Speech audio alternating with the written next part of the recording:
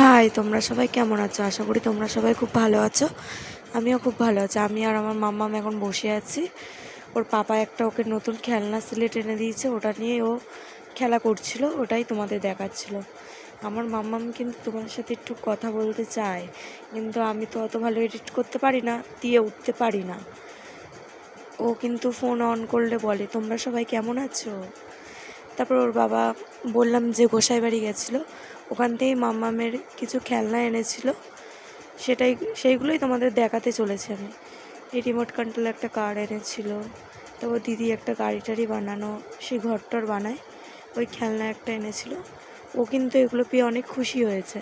আমার মাম্মাম অল্প জিনিস পেলেই একটু খুশি হয়, ছোট মানুষ তো, মানে অল্প অল্প জিনিস পেলেই খুশি হয়। তোমাদের দাদাভাই শুয়ে রয়েছে আর মাম্মাম এসে একটু কান্না করছে, বিস্কুট খাবে।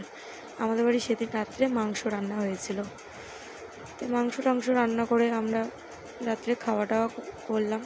কালারটা দেখে বলো তো কেমন হয়েছে। আর আমাদের বাড়ি আজকে নতুন সদস্য এসছে, দেখো ভালো